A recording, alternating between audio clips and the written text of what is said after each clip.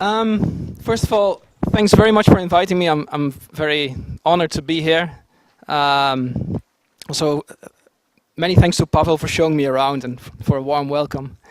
Yeah, so I've been introduced in Russian. It was really cool to hear this. So I'm Djoerd. I just want to start doing something crazy. I was at RusIR in 2009, and it's a really cool place. And just to prove that I was there, I still have the shirt.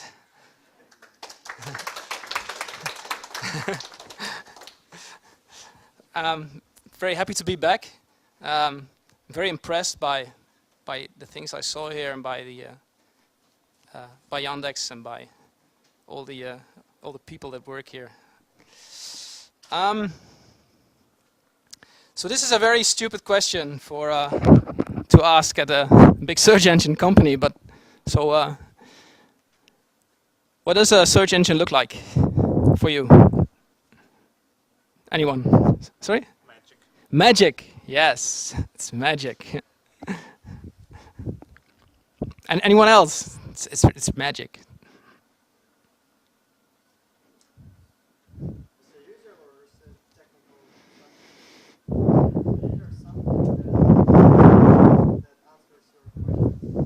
Yeah, it's also a bit magic, but yeah, things that answer questions. For the hardware guys, what does a search engine look like?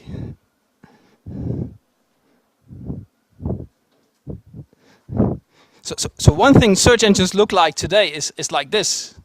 This is a data center in Goose Creek. Never heard of Goose Creek. And this is a data center in Eemshaven. Anyone ever heard of Eemshaven? Yeah? Wow. And this particular data center, I think when it was built, they claimed it was the biggest in Europe. It has 100,000 servers, has 19,000 square meters, and uses the amazing amount of electricity equal to 80,000 households. And I think that's more than the city Enschede, where I live in. So it's completely crazy. And this is the stuff that we put up to make a search engine work. So for the people that wonder where Eemshaven is, it's close to a power plant. And it's close to the sea. And for the rest, it doesn't really matter where it is. It's in the Netherlands. Yeah, yeah. It's in the Netherlands. It's located all the way up in the north. There's not a lot of people living there, but they have a power plant and lots of windmills. So the electricity is really cheap, and they have lots of water to cool down the system. Yeah. So a search engine is a crazy big building, but yeah, I really like the magic answer. But for some people, a search engine is also sort of a big brother, right? So you give it all your information, all the things that you want in your life. You give it to the search engine, and hopefully it does something good with it. But and I'm now bashing Google a bit because it's the biggest search engine, but in a few years I will be bashing Yandex, obviously. So this is actually a system that looks at you with scary eyes. Okay, let's get serious. A search engine obviously is this. This is a search engine. So you type in something like mail, and then you get exactly what you want. You get, in this case, Gmail. Excellent. Or you go to this search engine, you type in mail, and you get Yahoo Mail. So excellent, is exactly what I want. Or this other big search engine. This search engine actually is a bit more modest, but here is the I actually don't think Yandex puts the Yandex Mail, Posta, something. You don't do that, right? Or you're not biased. Really good. I checked, so I did not put Yandex here. So search engines are magic, but they're not green or environmentally nice. I eat lots of electricity. Search engines also not necessarily respect your privacy. And they're certainly not objective or democratic. So Google will put Google Mail up front if you search for mail, and Google Maps if you search for maps. Yes. So you said that search engines are environmentally unfriendly, but if we suppose that we have a distributed search engine, for example, peer-to-peer, then for the same query we must spend a lot more electricity than if we send it to a centralized search engine. Yeah, that's might be a good point. So maybe but these systems will be there anyway, right? It's just your laptop that does some of the work, or your iPhone. And because of this fact, the cost of this query would be extremely high. Because when we build some data centers, we always know, always build them where electricity costs very low. If we spread our query all around the world, it's I think too expensive. Yeah, it's a good point. And I'm trying to be a bit provocative. Maybe you're right, but in the end, my system, so this little laptop there is much more powerful than the things I do now. It can do lots of things even while I give the presentation. It could serve some search results. And that costs electricity. Maybe it costs a lot of electricity. If I go to a random web page, it has lots of flashy advertisements and videos, and then my system also spends a lot of electricity on something I don't really. There is a difference Yeah. if your laptop stay in standby mode or it works hard and spend 100% of its processing time. There is a difference in electricity. Yeah. It's a good point. Maybe someone should research this. How much electricity would a peer-to-peer system spend on one query?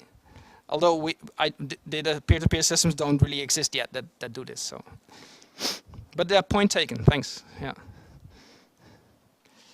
Yes, and respecting privacy. A peer-to-peer system is also a privacy nightmare because anyone can hook in and sniff around and. Yeah, you could also argue Google is a big company and Yandex is a big company, but at least there's one big thing that I trust. In the peer-to-peer system, there will always be some peers that do nasty things, and I can trust no one really.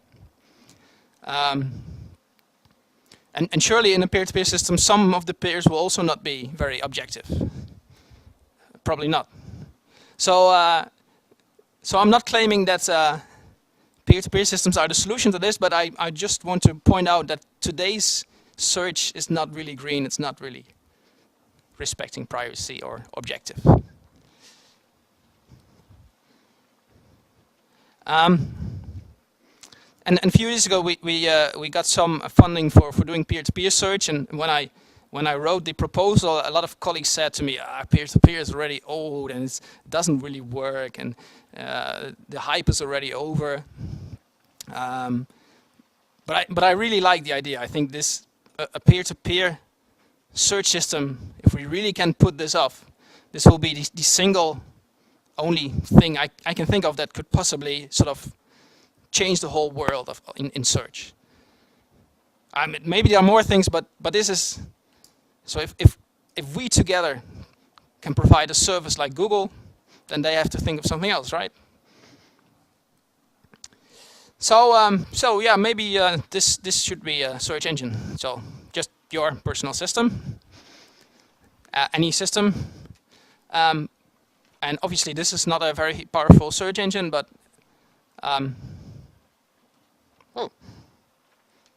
but if you have enough of them, then at least potentially we could do an awful lot. There has been a lot of research in peer-to-peer search where people use really cool peer-to-peer techniques like distributed hash tables. I'm actually not going to talk about that. My idea of peer-to-peer search is a very simple idea. Is that every node, every system in this network is equal. That's what makes it a peer-to-peer system. And every system in the network is equal because it should provide two services. One, it asks queries, what you normally would do if you go to Yandex, you type in a query, you get an answer. But also every system in the network should answer queries. And that's what your system, your laptop normally doesn't do. But in the peer-to-peer network, it will have to answer some queries. Otherwise, you will be a leecher and the network doesn't really benefit from you being around. So each user brings in processing power. And yes, that will cost electricity as well. And if there are more people searching, there's also more processing power. And if we do it right, this will scale up to really big. But we don't know how, but in principle it could. And every system is both a consumer and a search consumer and a search supplier. And no, yeah, this is green and democratic and no big brother, but it's also a really big privacy thing. And maybe it's not that green because, yeah, it will cost. Obviously, it will cost some electricity as well. So this is my system over here, and I'm going to ask the query Moscow, and my system happens to know which peer is a good peer to answer that query. And so I send my query to that peer and then I get results back. And now this peer over here provided some search results, but it's a peer-to-peer system, so this peer can also ask a query. For instance, it could ask about RusIR. Now in this case, the peer doesn't really know where to go to. And in the network, we assume we have some super peers. And here you see one of these super peers. This peer is sort of doing exactly the same thing as all the other peers. So it has the same sort of protocol, but it's big. It's bigger. It also costs more electricity, maybe.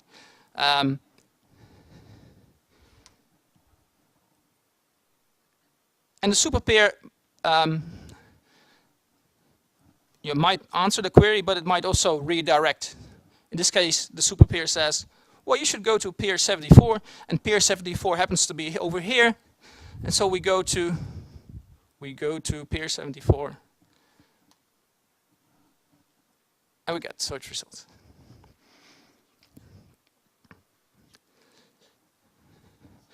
Now, one thing that happens now is that this super peer, and there might be several of these, now knows that this peer over here will know for some time to come about RusIR. And so if there is another peer that wants to know about RusIR and doesn't know where to go to, it goes to the super peer, then the super peer says, oh, you should go to peer 2 because that peer just asked about RusIR. And then we go to peer 2 and get the results. And so the sort of the architecture that we envision is very much like meta search at a very large scale, or very much like very traditional distributed IR. But it's always you that is going, your system that is going to send the query to other search engines or to other peers. And if your system does not have any search results itself, and the typical laptop over there or my Android phone doesn't really have a search engine, also doesn't crawl the web, then you can contribute to the network by caching search results. So in this case, this peer over there cached the search results for RusIR. That might be valid for maybe an hour or maybe a day. And And in the meantime, if someone asks for RusIR, it might be redirected to this peer in the network. Yeah. A very simple question. What are you? What are the search results in your presentation? I know the search results in full text search engine like Yandex, Google, but what are the search engines in your search? Yeah. So, actually, this is the very first time I talk about peer-to-peer search anywhere. So, sorry. No, I can actually show it. So we're doing research about this. We're also trying to build a system. The system doesn't exist yet. So what you're now about to see, I haven't shown to anyone. Don't tell anyone. Sorry. Hi, mom. But it will just look like a ordinary search engine. So this is Snipdex. Search the world together. And if I type something here, it will send the query to this super peer, and the super peer will tell my laptop where to go to, and my laptop will go there. So one thing we did now is, well, making a peer-to-peer search system like this there's a big bootstrap problem, right? If there are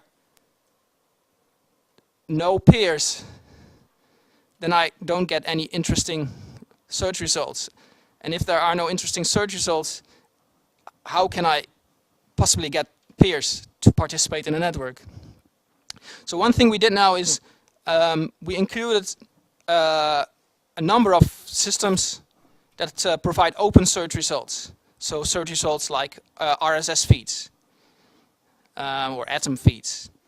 And lots of search engines actually do this. So there is feeds for YouTube and Twitter and Google Books. And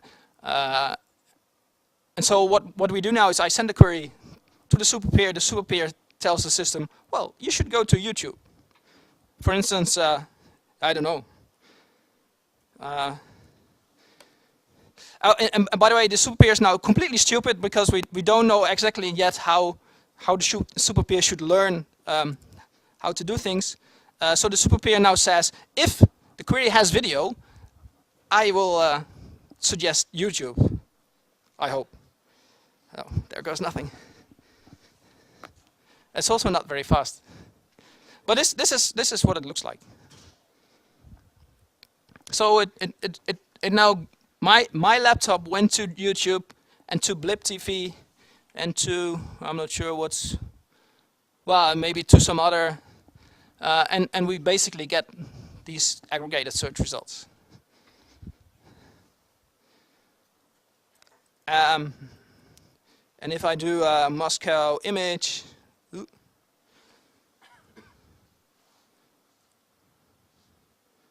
did that go? Oh. Sorry.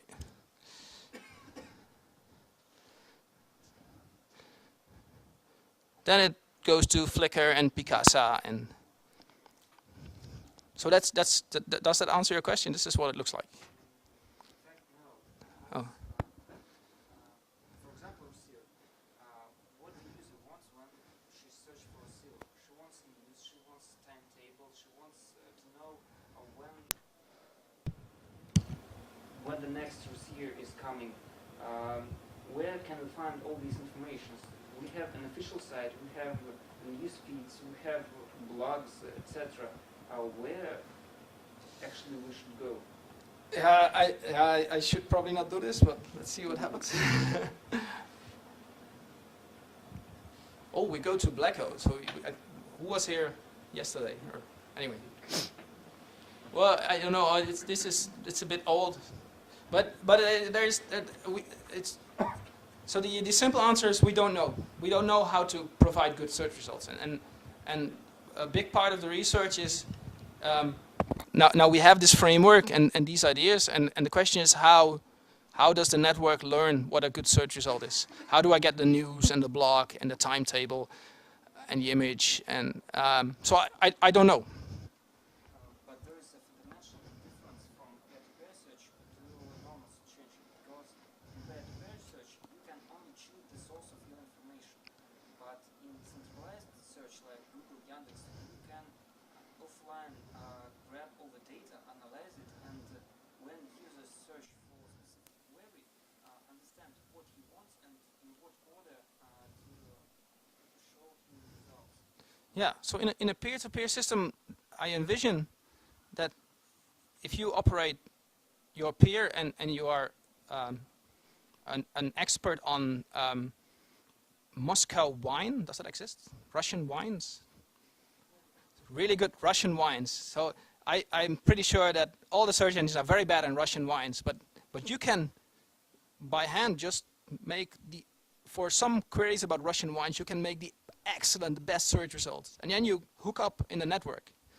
And if someone asks for that query, the network will redirect the queries to your system, and you get excellent results for Russian wine. It's a bit like social search. So I imagine that, but we're now sort of brainstorming away. But there could be a button here that says share this search result, and you could edit the search result and put really cool stuff here. But for now, that's not in there, obviously. So if I understand correctly, that situation you described is all about that if I know some good information about Russian wines, I simply can create a site and put all information in it, and every today's search engine can find it and rank at the top of user query. Yeah, that's the you don't create a site, you create good search results for some of the queries that you think you can answer. But most of this these are really cool, good questions. I don't know the exact answer to this, but I can imagine that. So what we want to do is to give the people the power to share search results, so if you operate the RusIR site, you probably now have an RSS feed. So now what you do, you could also put another sort of dynamic RSS feed, and that answers the queries on RusIR that you think are important. And you hook up in the network, and hopefully the network will pick you for the query RusIR schedule or. Search results gathered from many fields or just one? Yeah, so potentially from many peers. So we cannot. Yeah. So we cannot send the. This search took 3 seconds. In 3 seconds, I can maybe send the query to 3 peers, maybe to 10. I don't know. I can send it maybe to 10 peers, but not to 3,000 peers. But I also don't need 3,000 search results. I'm not sure if that answers your query, but.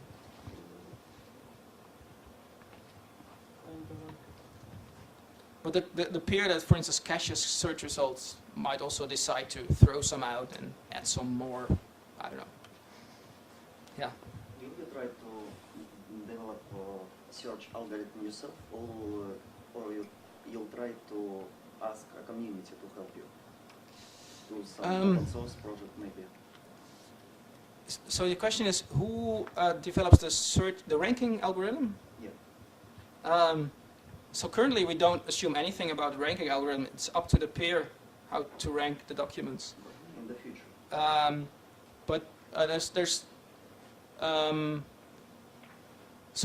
But my system now has to decide how to rank these systems, and how to merge these results. So now in this interface I didn't merge anything, but you could also imagine that you could, do some. I can customize my search results on my page. Yeah, so the protocol that we now develop is just you send a query and you get some search results, and there's nothing in the protocol that's about ranking, so you can do whatever you like. But yeah, you would obviously you would download some client and that will do it for you. And if you're a really good programmer, you can maybe. It will be open source at some point. It's not there yet, so it looks so yeah. But then you can edit the source code and put in your own ranking, and if you then hook up in a network, then hopefully the network will notice that this guy has really good rankings, and you will be selected for lots of queries, and you will be very important, and maybe at some point you will be chosen as the super peer in the network, we also don't know how that would work. So now the super pair is our pair, obviously, but maybe at some point there should be some mechanism that really good pairs that do very good rankings and are always online can be elected as super pairs. Yeah. Would the search result be the same every time you search, or it would be different? And should it be the same? Interesting question.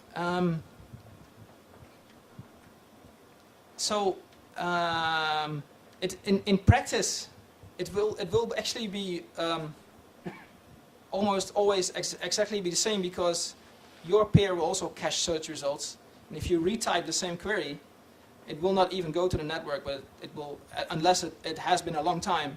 But if you recently search for it, it will go to its own cache. So my laptop will go to its local cache, get out the search results, look at them and say, oh, these are all not expired, and you get exactly the same thing back.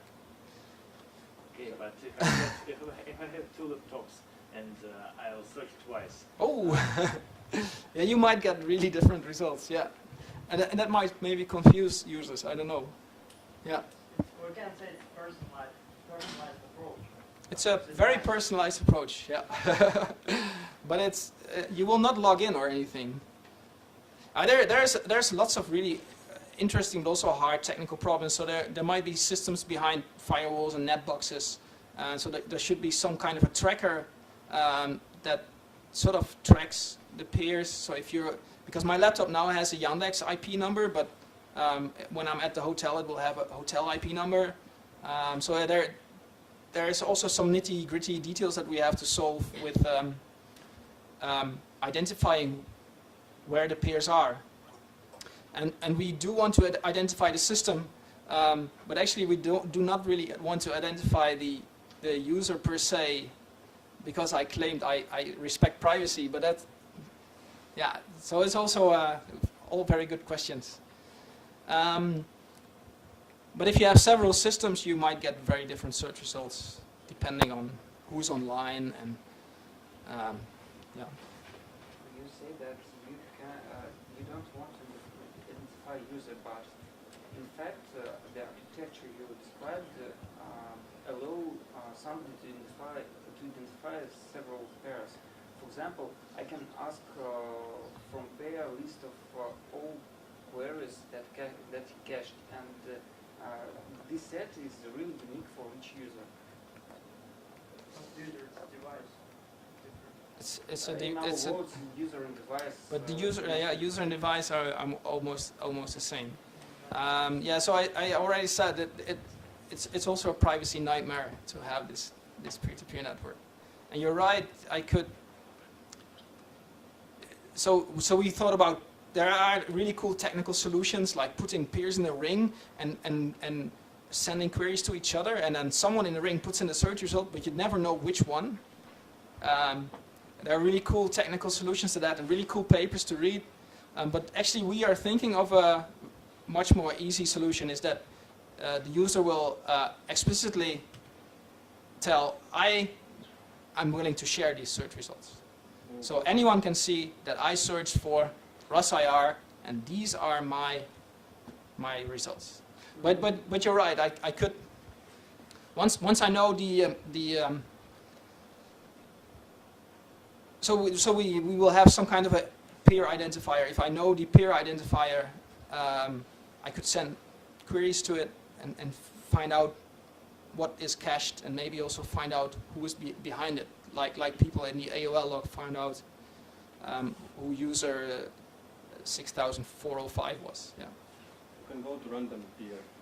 You can go to random pair, but it is kind of hard, because you can't, so you can't really ask the network for a pair. You only can send a query. But you could first guess what will Djoerd probably look for. Maybe it's RusIR. You go to the network, you ask the system, and then maybe one of these pairs is Djoerd, but it's very tricky. So going back to the caching, is it correct that if you were to refresh this page now, that it wouldn't take 3 seconds? Actually, yeah. I had a version that now would say open 04 seconds. But I'm not sure if that's this version. No. I'm not sure that this version does the caching already. Is it faster? But it is faster now, yeah. It obtains No, but more results. getting it from the cache will take a few milliseconds. So it should have said 0.001 second maybe. Can you describe a content generator in your system? So, who are those people who are making really new search results and share it? What do you mean? Sorry. In your example here, we get search results from really existing search engines. But in your model, you say that every user can share its own search results. So I want to know who are those people and what is their motivation for making their own search results. For example, I have this simple query, Moscow, and several different users want to make their own search results for this query. What are those search results and how do they share it? I envision that it would be possible, but what are these search results? I could imagine that it has a button here that says share this, and it has another button that says edit this, and then you could edit the search results, like, oh, this should go lower, this should go up. Here I add another link that none of the search engines found, and then you share it. That is only rearranging search results, but not adding or generating list of results for some specific search. Yeah, you could also add a URL. Why not? But it doesn't exist yet, so but I'm just But hypothesizing. That's a really just social search. It's not distributed search. You can build this system on some social network where a user can add their own results for some specific search, and social engine just provide technical solutions for search over these search results. Yeah, you're right. Yeah. Yeah, so maybe also I got carried away a bit. So it's about peer-to-peer search, and we can think of lots of really cool things to do here, but social search is not necessarily peer-to-peer. I think there's some confusion between the architecture, how it physically works, and how it functions. If we have a social network, which will just try to use some responses from users and to answer the question, we still have the centralized system. Like, if, for example, Facebook wants to make some search engine and use some comments, we use the centralized system. But if we use distributed system and if we use opinions of users, it's completely different. It's different architecture. It has different properties, and we can benefit from them. It's not centralized. It's different. Yeah. And we could also think of a distributed version of Facebook. Actually, I think some people are also working on that. But the point is the architecture mostly. So we're thinking of an architecture where every system has its own search engine, and potentially you can edit search results and do social stuff, but it's not necessary. And one company cannot shut down the service. Facebook can shut down the service, but in that case, there is no one centralized control system that can shut down the full system. Yeah. And no one owns the data as well. If you share your search results, it will be just on your system. And no one, yeah, you own it, maybe. Yeah, so this is sort of a vision. I really like the vision. Also, please remember, it doesn't really exist yet. We are sort of experimenting with this. And lots of these experiments are sort of more simulations. So we just take a query log, we take a big collection, and we just simulate and see, given this scenario, what would happen with the system. So one of these simulations that we did is this caching. So as I said, there is no peer-to-peer network yet. but there are. So the cool thing about this caching is that if there are queries that are posed by lots of peers, the search results will be replicated all across the network. It also means that if suddenly a query is issued really a lot of times, like Michael Jackson's death, at some point I think broke down Google and some other search engines because people were really hammering the systems, and the centralized systems were not really prepared for such a big change in these queries. In such a peer-to-peer network, I envision that if suddenly people start searching for this, it will be very quickly, the result will be very quickly replicated all across the network. And you can basically get the search results for Michael Jackson's death from almost anyone. I'm sorry, but I think you're really wrong in those on those slides because it's not a problem for search engine if you type lots of similar queries. For example, one query millions of times. It's a real problem when you send unique queries for search engine because every such query you need to go to the index, rank results, and generate output for user. Yeah, that's right. Yeah. So why did Google break down? Because Google can cache the search results from Michael Jackson's death But you as well. still need the resources in order to access the results, even though they are cached. You need resources. Cache is very It's the cheap. theory. There's a practice in real life. It's a theory. So anyone knows why Google broke down? Because yeah, you're right. But it doesn't really matter. I think I need to get in use and to read what happened. Maybe they were just shocked about Michael Jackson's death. Okay.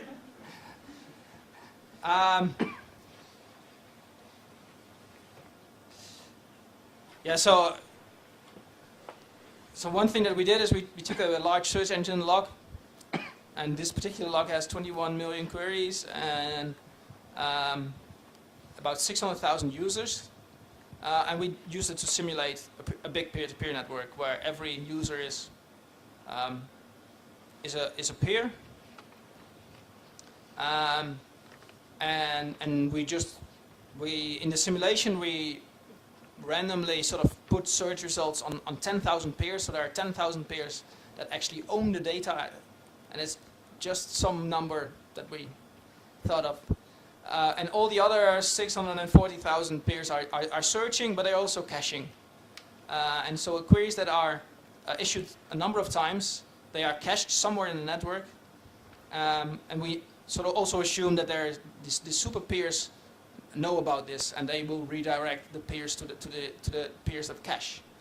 Now there has been a lot of work already on caching, and one thing we know is that the number of queries that is unique is typically almost half of the queries. So whatever you do in caching, half of the queries is unique, and you will have to get them from the search suppliers anyway. And we were interested in, well, this other half you can potentially cache somewhere in the network. But then, yeah, these caches will have limited size. There will be churn because lots of peers will not be online all the time, and so their cache is the peer might be online and go offline again. But we assume that if a user didn't issue a query for, I think for an hour or something, then that the user is offline again and its cache is gone. Yeah. I'm sorry if I'm repeating, but why caching in peer-to-peer search is better than caching in No, it's probably much harder to do in a peer-to-peer network than if I'm a centralized search engine, I can just cache all these queries that are not unique and just. Yes. So why is caching in peer-to-peer search is better than caching in normal search engine? No, it's not really better, but we like peer-to-peer search, and we want to know if caching is if it could possibly work in a peer-to-peer system. Okay.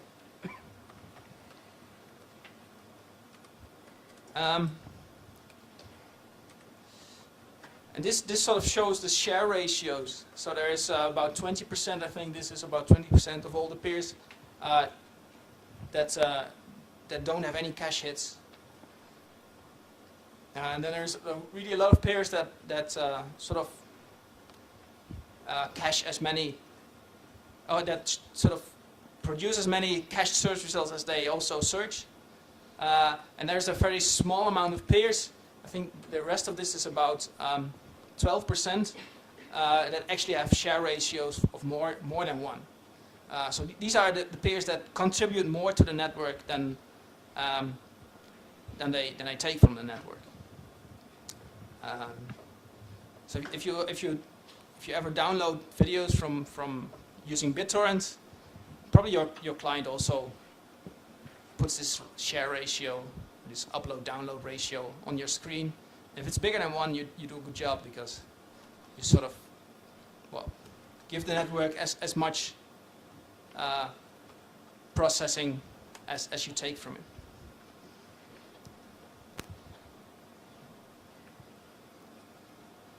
Here we looked at the effect of, these are just laptops or Android phones, so they probably will not have really big caches. So we took a number of very small caches. So this is a cache of only 20 search results, or of 100 search results. And it turns out that it's not 100 search results, search results for 100 queries. So if you cache search results for 100 queries, you're almost as good as if you cache infinitely many things. So a bounded cache will sort of degrade a little bit, but not a lot. Also turns out that this is least recently used, least frequently used, and this is just a random replacement. At least recently used seems to be a good caching policy, although there's not a really big difference at the end.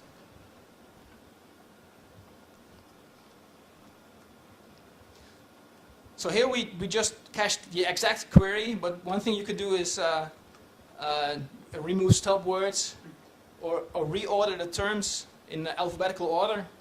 So then some more queries are potential cache hits. You could stem them, and it has some effect, but not really a lot.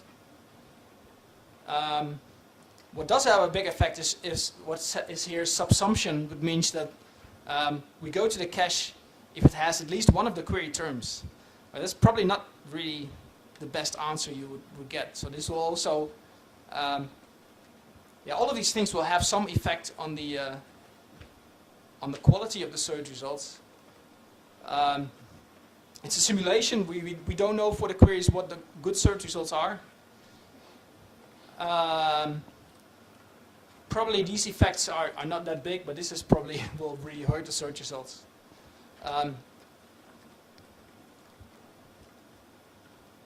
But at least if the network doesn't really know where to send a query to, that might be a good guess. So I'll send it to someone who I know has part of the query cached.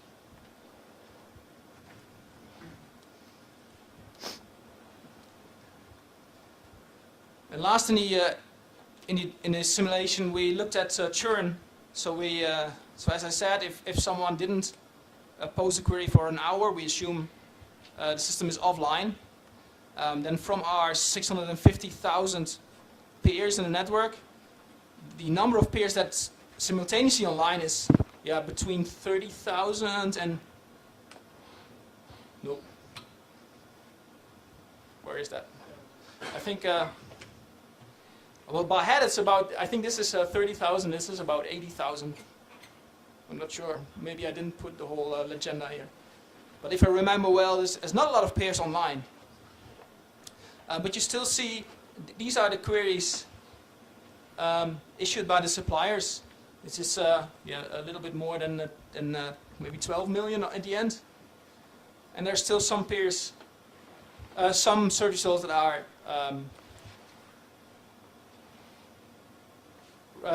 created by cache hits. And this green line is external cache hits, and this is actually local cache. That means that the same user issued the same query again, and we don't even have to go to the network. In this case, this is about 30% of the whole thing. So caching in peer-to-peer networks is a lot harder than in a centralized system. But we could still issue some search results from the caches.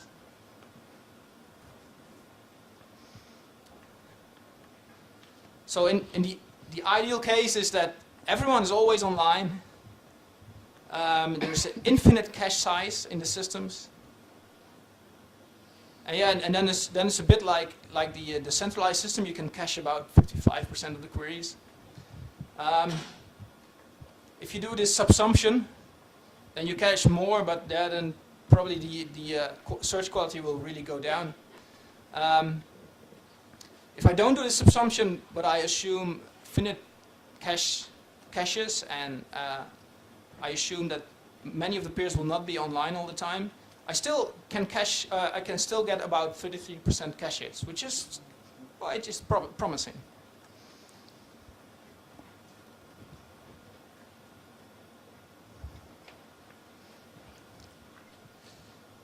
How much time do I still have?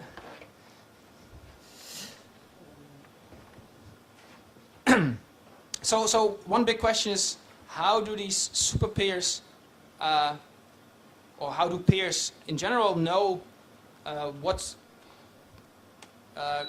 where to send the queries to, basically? So I have a query. To which node in the network do I send it?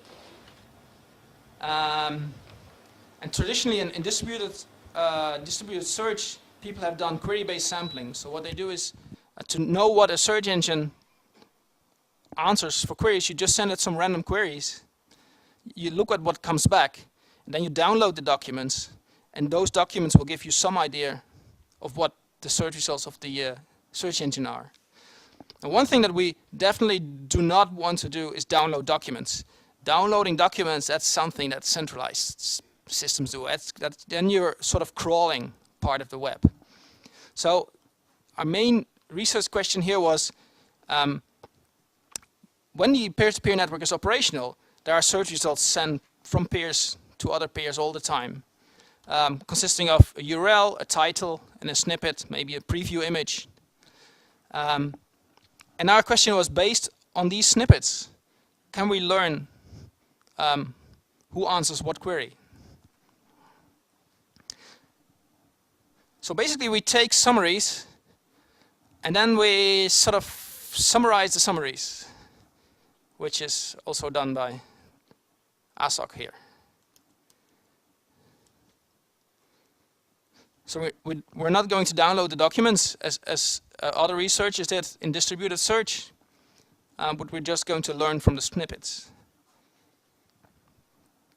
And here we replicated an experiment that was done by Jamie Kellen and colleagues, and they used the track 123, a very old collection, so we thought, oh, let's use that collection as well. And what they did is they sent random queries to the collection. They downloaded the documents. It's also a simulation, obviously. And then they glued all the documents together, and then you have a language model of the collection. And then they compared that language model of the collection with the full collection. Suppose we know exactly the whole collection. And they used a measure called collection term frequency ratio. And bigger is better here. And we compared these two approaches by looking at the bandwidth. Obviously, documents are very long, but search results are much smaller. So yes, we do have to get some more search results to get the same performance. But if we look at sort of the bandwidth that it takes, then actually snippets give a better collection term frequency ratio than the full documents, which is an interesting result. In later experiments, people use the W2G collection. Actually, those are very big collections, but also there, actually snippet works better. And this is the, yeah, we didn't fully understand this collection term frequency, so we used a more, yeah, we thought something like KL divergence or Jensen-Shannon diversity probably gives a better idea. In this case, lower is better, so this is the same results, but then using these Jensen-Shannon diversions.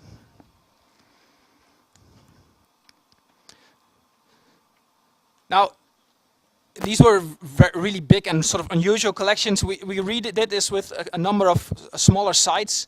This is a wiki large. I think this is so the person that did this, Alma Tichelaar, he really likes Star Trek. So this is the Memory Alpha wiki. I'm not sure if anyone knows that. Really cool wiki. Actually, there the snippets were a bit worse than the full documents. And this is a sort of medium-sized wiki, and there it's almost the same. But anyway, the results sort of show that sometimes you win a bit, sometimes you lose a bit. But if you just use the snippets, you will eventually get a model of the complete collection that is as good as downloading the documents.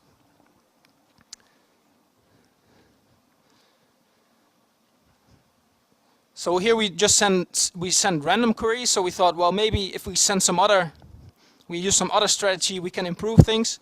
Actually, sending random queries is a pretty good idea. Lots of these other strategies are considerably worse. So, for instance,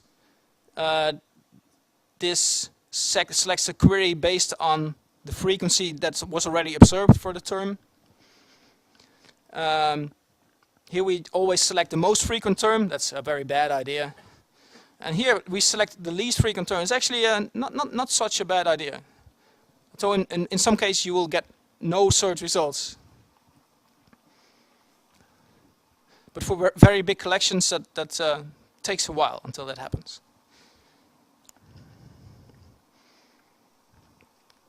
Now, and here's some other things. If you're really interested, you have to look at the paper. But in the end, random seems to be a pretty good idea. Now, actually, if you would use this in a peer-to-peer system, you will probably not use random queries at all. You will just use the queries that, you will see anyway. So you will basically use the log, the run, the queries that you get. Also means there's no extra processing you have to do. The search results you get for free, they will just pass your system. And you get some search results from this pair, and you can make a small model of all these pairs.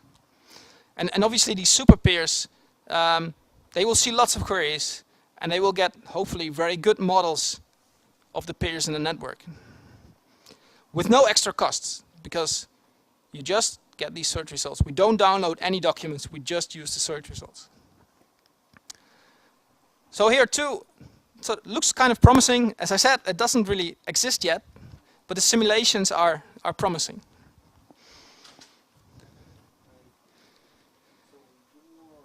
Previously you said that if you want to share my own search results, I only need type a URL and match it to this query. But here, you say that I need to make some sort of snippet for this search result, because snippets doesn't appear from anything. You need to make them according to the query. Yeah, sure. Yeah. It's still complicated for ordinary user. I can share some files on Tracker in peer-to-peer and on board. Yeah, but for users for which this is too complicated, you just cache. You just cache whatever. You don't. This editing and sharing is not obligatory to use the system. So in the end, the system should just look like Yandex.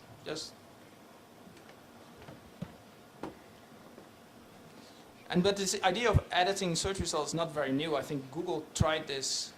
They had these little icons, but it's already gone, right? Yeah. No, class one they just introduced, I think, 2 weeks ago. Oh, really? You mean like Facebook Live? Okay. That's new for me. Yeah. A couple of years ago, you could add comments and you could No, not that. put search results up and down and Up and down, only up. only up. Well. No, in this simulation we use Lucene to generate snippets. So we just index with Lucene and get some snippets. In the peer-to-peer network, if you don't have Lucene, and most people don't, you cache search results that you you got yourself for the queries that you issue.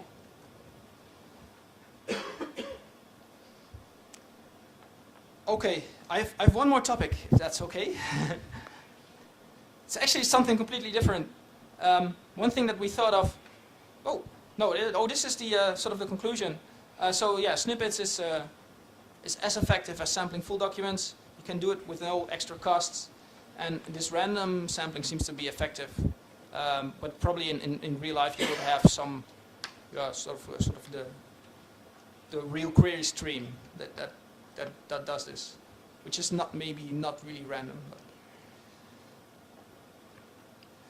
Now, one thing I find fascinating is deep web search. So if you have a peer-to-peer system, and some of these things might not really work or work very differently, but in principle, your system is going to send the query directly to a source. And it means that your system could search directly inside websites that Yandex and Google cannot provide results for. And that's called the deep web. And typically, so we thought this is really a great opportunity. If you're sending queries to search result directly anyway, let's see if this, and this is a typical deep website. This is the Dutch journey planner. This is a typical deep website. It doesn't really make sense. Oh yeah, so this is a train journey planner. So you say, I'm going from Amsterdam to Enschede, maybe via some station, maybe not. And I'll leave at 25 April 2011 at this time, and then give me the trip. Now, it doesn't really make sense for a search engine to crawl all possible trips at all possible times. There's no use, it's silly. So typically a search engine like Google, if you want to answer these queries, you have to do something intelligent. And one thing you could do is, if you get a query, try to send it here. But sending the query here is kind of hard, because this is not a typical text box with search. It's a structured web form.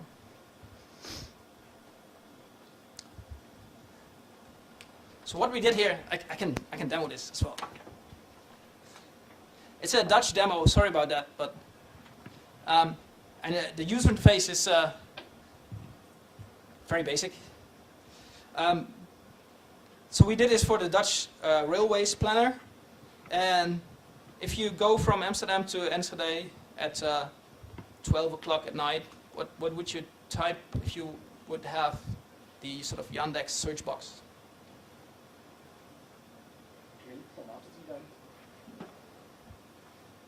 Train.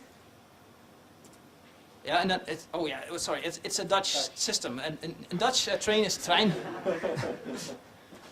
And then van. And it's a bit of a question how you would do this in a peer-to-peer network, but here we have a sort of a list of all the stations, just to help the user a bit, but I'll just do Amsterdam. And then? Toe. No, toe is naar in Dutch. Nou, Enschede. At welke klok? Het is om 12 uur.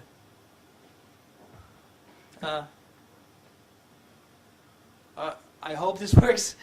Morgen is tomorrow. And now what the system does is give a ordinary plain search result with a title, a summary, and a URL. And if you click on this search result, what the system will do is it will automatically fill in the web form. It will put Amsterdam in the from, it will put Enschede in the to, it will put the times in there. And so if I go there, it will magically point us to, it's the Dutch version, but it says, so these are possible times to go from Amsterdam to Enschede on 28 April, which is tomorrow. Is that tomorrow? Yeah. Well, it picked out this one here. It takes about 2 hours. There's one you have to change trains one time. Is it predefined data? Does your system know about the format, or is this just automatic? So what we did is we well,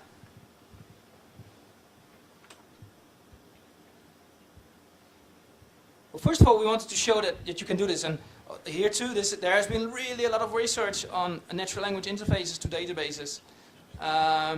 One thing that we wanted to do is to have a very easy way to set up the system. So there is a sort of an XML specification file where as a database administrator or as a webmaster, you could specify the natural language interface for the railway station in the Netherlands. And you can have instances of stations. Here you can have patterns like departing from station, and that's a pattern that belongs to the from location. There are some mandatory fields here, and if you fill all of that in and you hit the button create natural language interface, you get basically the interface that I just showed. That's the idea. So it should be fairly easy. Yeah. It's kind of standard form, or how you connect the website and your search engine? I can't understand that. How do I connect the website and the search engine? How you understand the form, the field, how you fill up the form? Oh, the interface will produce in this case it produces a URL, a post URL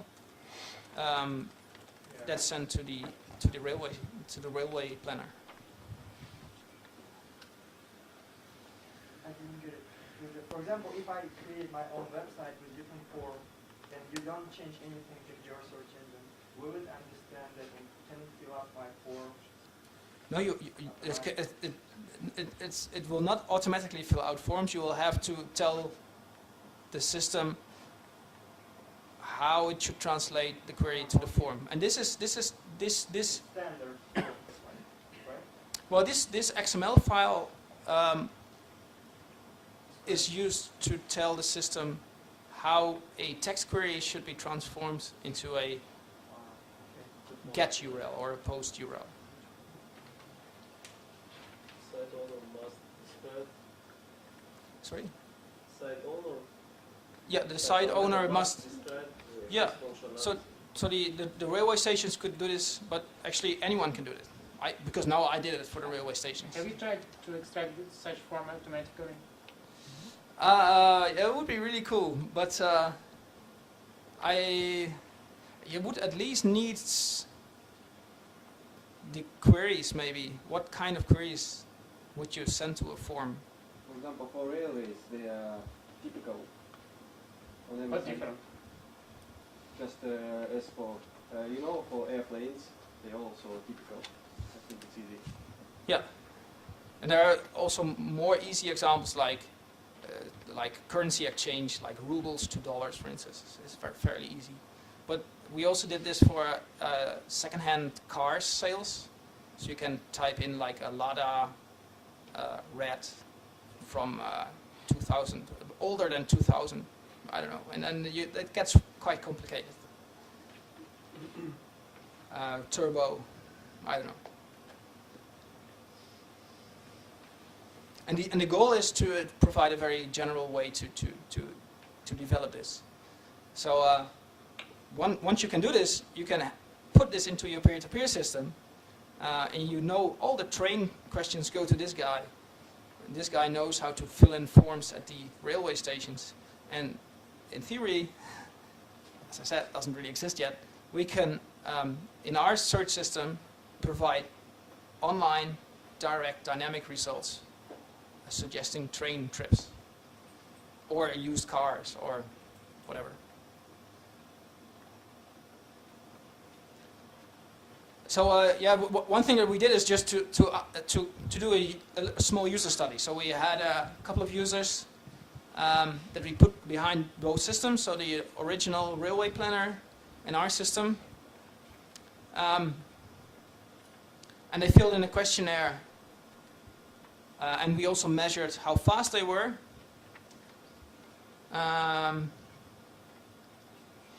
Actually, these are the questionnaires results. So that we asked them. So do you think this is faster? Do you think this is nicer? Do you think this is better?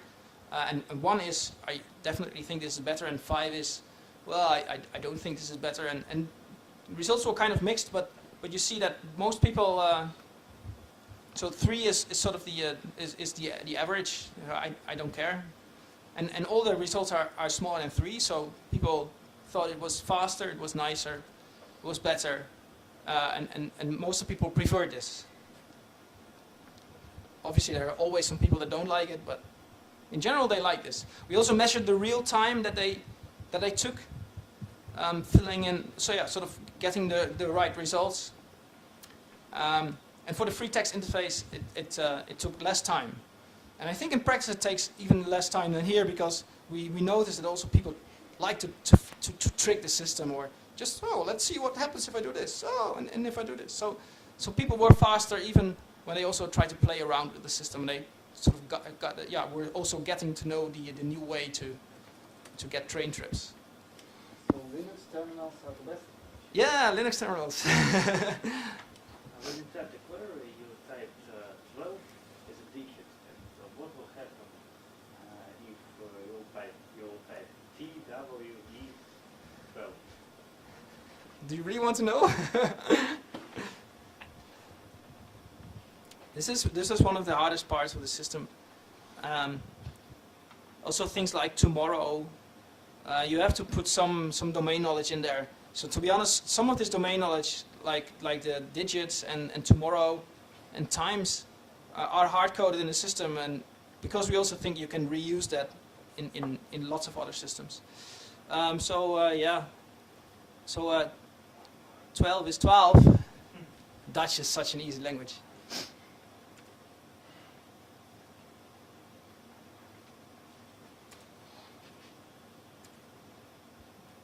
And Vrijdag is Friday, so let's make it really hard. Oh, maybe we're offline now?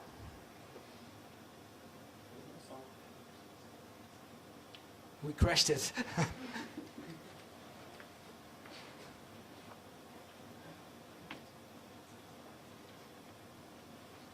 No, it always takes, never takes that much time. Maybe too difficult query. Too difficult.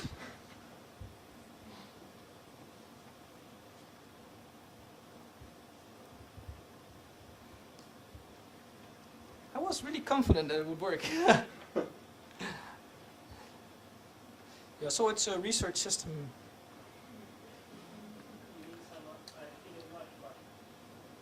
So we found a bug.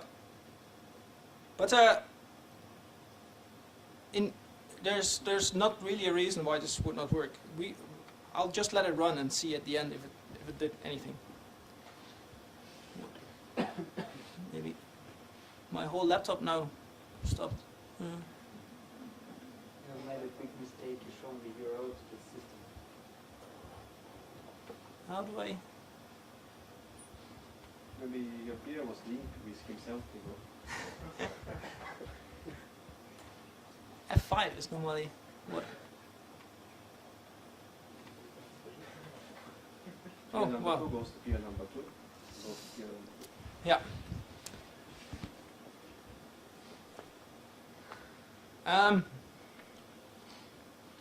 We also look at what kind of queries people ask. So this A, if A is from and B is to and V is via and D is date and T is time, then most people did something like this: from to this time, on this date and on this time. And this is actually the same with a via station. But actually some people did from to time date. Or some people actually did date, time, from to, via. And if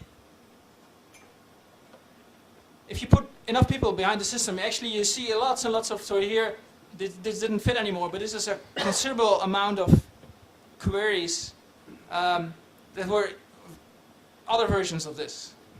So if you want to make such a natural language interface, you should be prepared to answer lots and lots of different versions of the query. So if you make a system that only gets this and this right, you have about half of the queries right. But to get the other half right, you'll have to do a lot of work. And you should be able to get all kinds of versions of queries.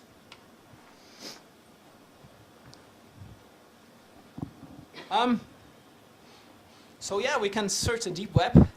Users like the interface as well. Users perform the task faster. And yeah, there's considerable query variation, so there's no really one size fits all for these kind of systems. And actually specifying such a system is not very easy. It's hard work. Okay, so that's actually sort of the end of my presentation. So I really believe in peer-to-peer search, and this will at some point will make Google, Yahoo, Bing, and Yandex completely irrelevant. We just search. Our systems will just search the web for us. And you will have to find some other way to get money. But that will take a lot of time. As I said, it doesn't work yet. But I think there's great potential to make this work. And at least if we could make this work, it will have a big impact on the world of search. These are a few papers that describe some of these results about caching and snippets and the web forms. And these are the organizations and people I have to thank. And that's it.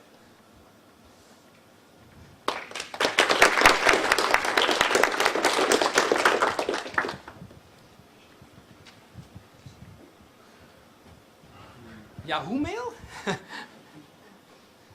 there is some kind of a Yandex Posta Mail, yes? It's Yandex.com.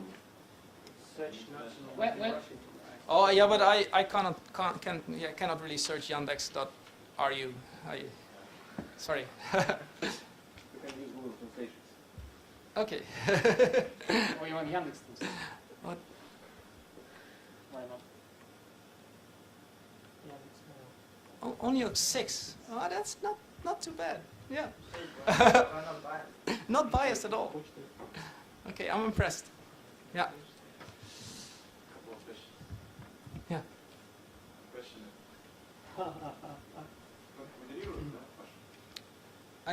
I do have some questions on paper. Yeah. Like to see someone that's moderating the question. No. Are there any questions, else? I think there were lots of questions.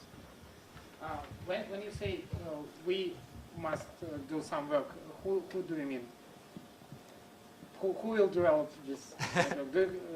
Maybe there's some organization or some open source project or something like that.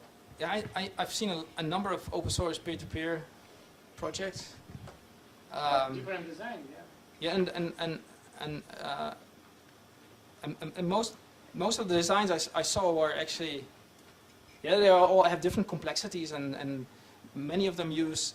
There has been a lot of research, for instance, on using distributed hash tables and sort of try to assign query terms to systems. Our approach is very different from that. It's much more, yeah, just sending search results around. But your question was who has to do this? I don't know. We will make some stupid demos, but we're a university. We're not going to develop a full-blown commercial peer-to-peer system. So anyone who likes this as well, please make a peer-to-peer search system. Anyone? Yeah, we all do it. Thank you. Awesome. Okay. Natalia? I'm sorry, we have some questions about from our Twitter. P2P is all about peers. Why do you think people will participate in that? Do you hope that it will be like search Wikipedia? I hope so. Yeah. The big question is, what is the incentive to use this? The main incentive should be that the search results are good and maybe even better than centralized search systems. That's extremely hard, and yeah, you guys have a really big teams that really give very good search results. So it will be very hard to convince people to use this. although we are able to provide some functionality that is really hard for a centralized system. So for instance, this deep web search. Also, it's fairly easy to sort of include full databases. I easily search all the YouTube videos, all the scientific articles by Nature, all the scientific articles by the University of Twente, which are not all in Google or in Yandex. So in principle, I could search much more information, except that we don't know how to get the query to the right service. Maybe I missed something, but who does all the dirty job of web crawling? Do peers work as agents? So, so the system that we make now does not have a crawler. We intentionally left out anything that has to do anything with crawling. That's also why I talked about learning from the snippets and not learning from downloading documents. But people will keep on. Some people will keep on crawling the web. But many databases also have just very interesting content for themselves. But we're not going to do the crawling. So. Yep. Why do you think the snippet better represent the peer recollection than the documents? And I don't necessarily think that the snippets represent it better, but. Your experiments show that. Oh right. Well, it's a good question. Actually, I wondered about that as well. If I have one reason could be that I put here on the x-axis the bandwidth. So for this is like 200 kilobytes. That's only a few documents, but it's many more search snippets. So it's also a way of presenting it.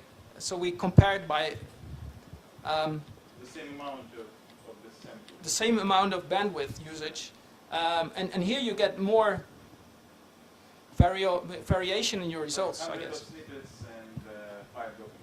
Yeah, yeah. So my idea, my hypothesis was that documents have lots of boilerplate, not necessarily representing the collection as a whole. Yeah, that might also be a good reason. Yeah.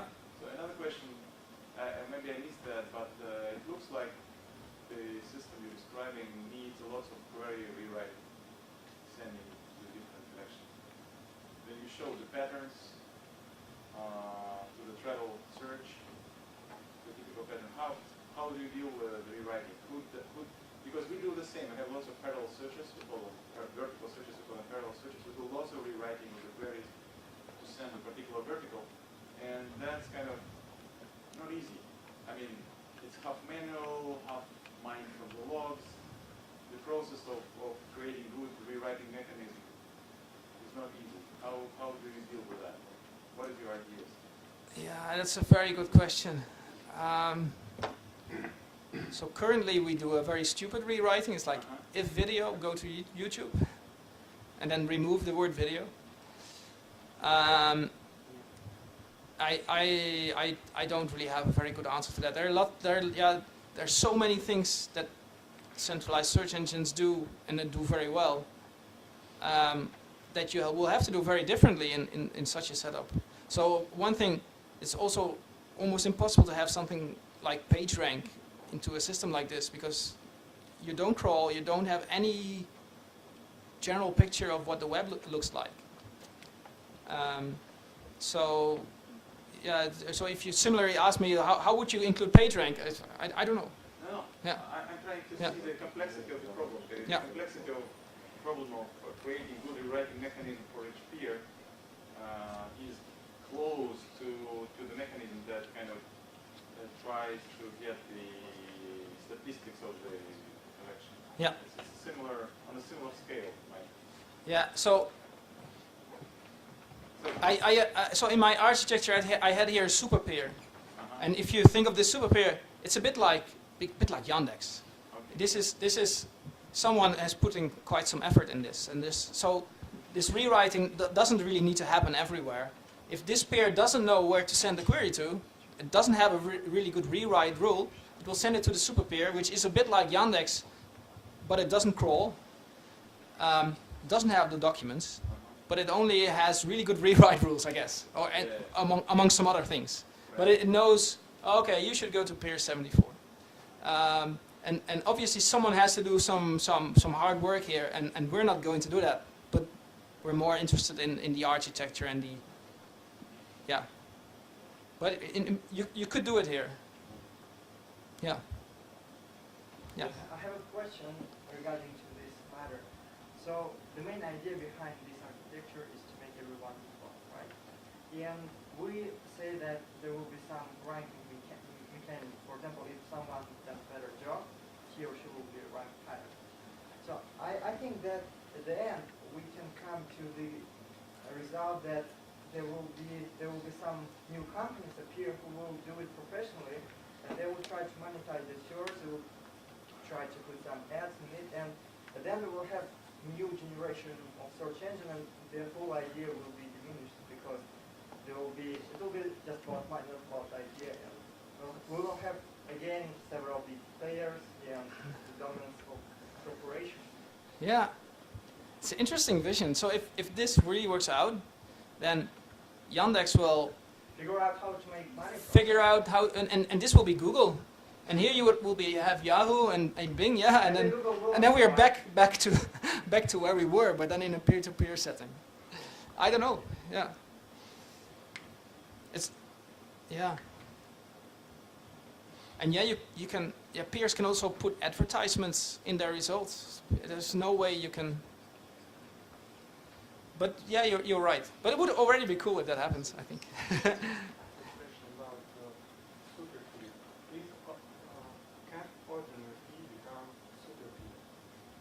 If every peer can become a super peer. That would be nice if that could happen. I call it a super peer because it has exactly in principle the peers are equal in the sense that they all operate on the same protocol, but obviously they're not equal in the sense that some are very big systems and some are very small. So if there are some very big systems out there that are always online and give good search results, there would be nice to have a mechanism that elects this peer somehow as a super peer. And I've seen some papers that use some trust things to do this, but it's a really open question how you would exactly do this in practice, but it would be nice. Yeah. Can you make a suggestion? I think you should achieve a system what not impossible to identify some unique user, but completely impossible to someone to become a big brother and watch anyone else. And you should provide a protocol, but let people create their own ranking mechanisms and let people choose from developers' ranking mechanisms and choose whatever they like more than each other. So yeah. I agree. Yeah.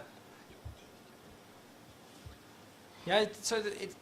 One of the challenges is to make such a protocol as simple as possible, and everything that can be done outside the protocol, like ranking or what are the search results, that should be up to the peers. Also, like, yeah, it might be necessary to identify peers, but I would rather not identify them at all. Yeah. What we should do if we have different answers from different peers on one question? Should we combine them or choose one instead? Yeah. So if different peers give different answers for the same query, now, if they are completely different, that's nice. We just can put them both there and we give. But one challenge is that if they can also conflict, or it's even harder if they give the same answer but slightly different. because duplicate detection is already hard in a centralized system, but in this system it's hard to detect near duplicates. Or it's maybe impossible to detect near duplicates. But if peers give different answers, then yeah, you have to choose which of the answers to show, or both, or in which order. And it's up to the peer to do this. But if the peer decides to throw one out because one is really very bad and one is really good, then that peer would cache the good results. And if someone else asks the peer for the results, it will only get the good result. Or at least the result that that peer thought was good. I hope. Yes. Yeah? Okay, we have a network, and what should we do if we add the same number of peers, which are in fact some kind of botnet, and they provide bad search results, they change caching, so you make query, bad peer said that it cached from the good peer but changed the cached result. How do you deal with this kind of Yeah. Yeah. So one thing I didn't talk about is some kind of a feedback. So one thing that we would like to have in the system is that so this peer now asks for Rus IR. It's the super peer says go to peer 74. I go there and now I get really bad results.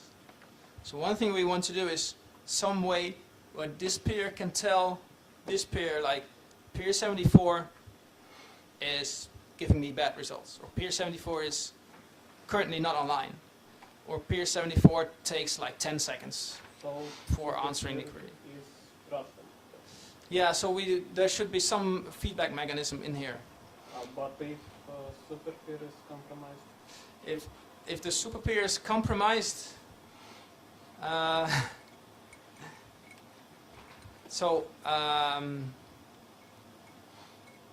yeah, then we have a problem. Although there might be several of these super peers, and this it's a peer-to-peer system. So in this particular query where the super peer is not here, I could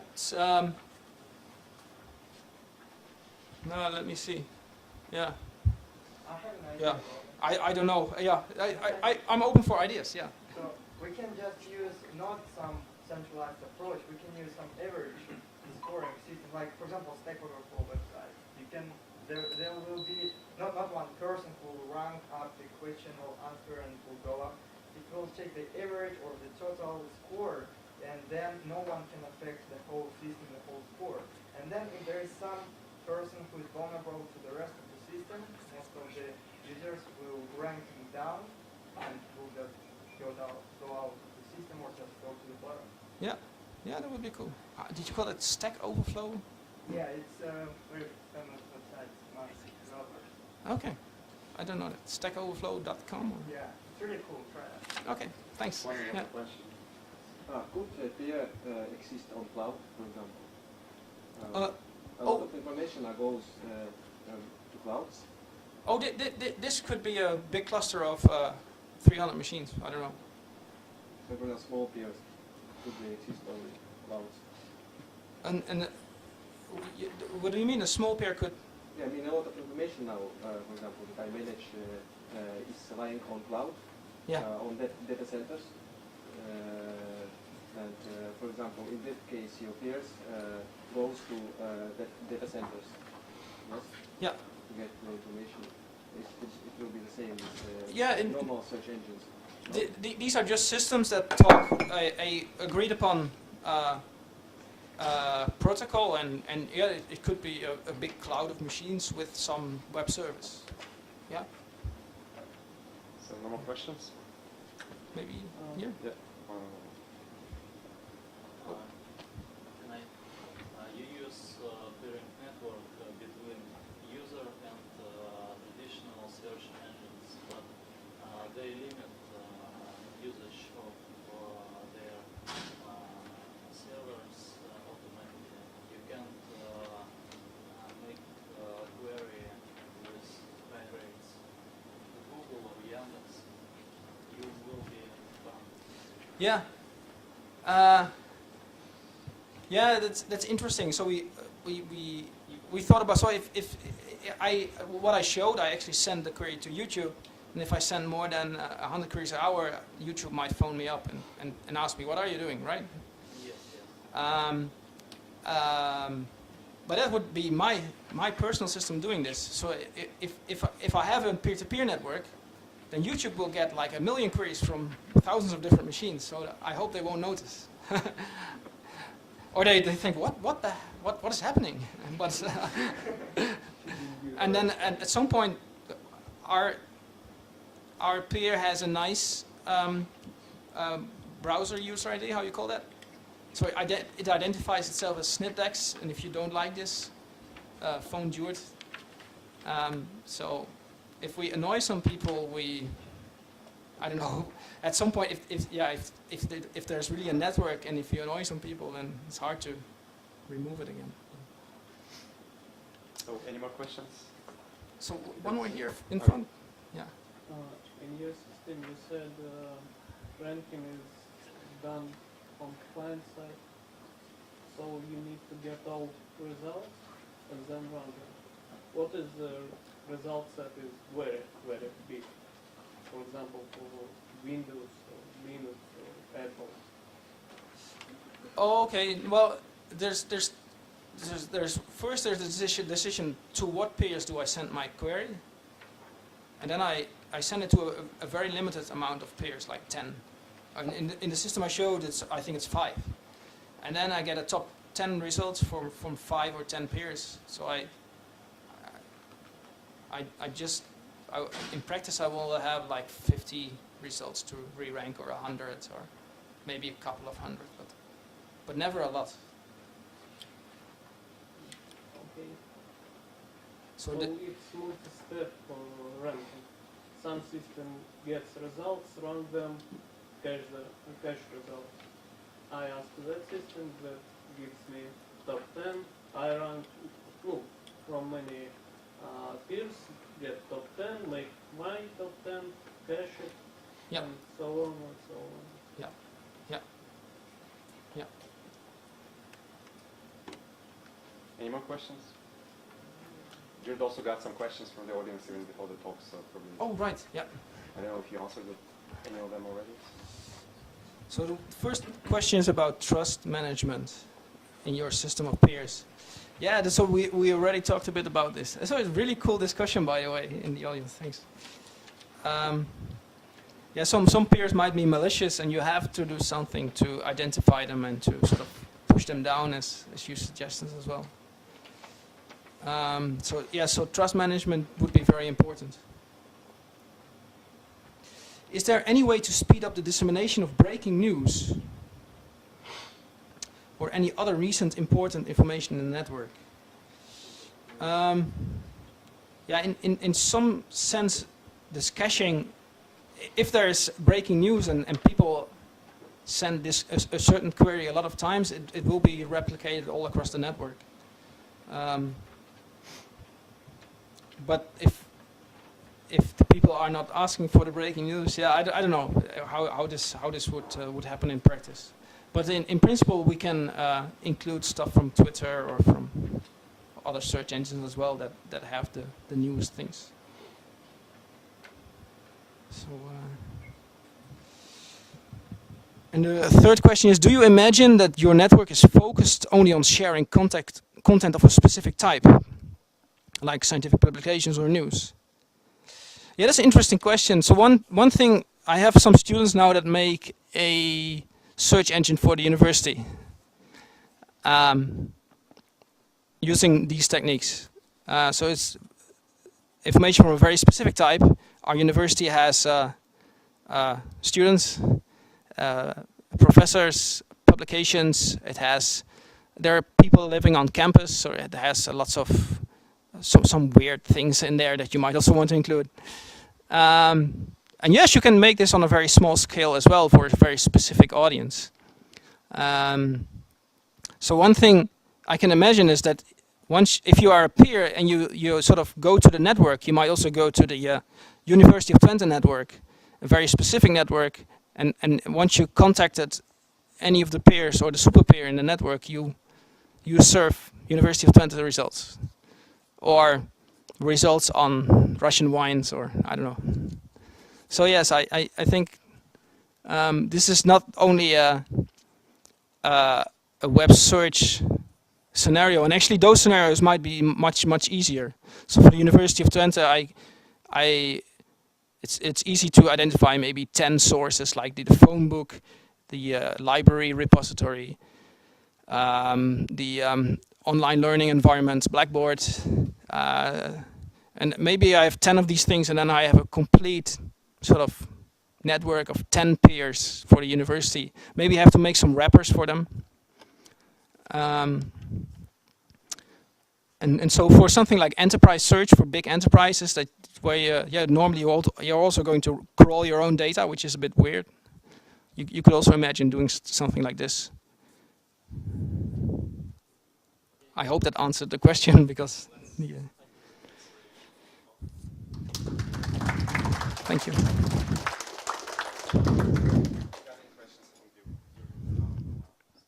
Yeah. Okay.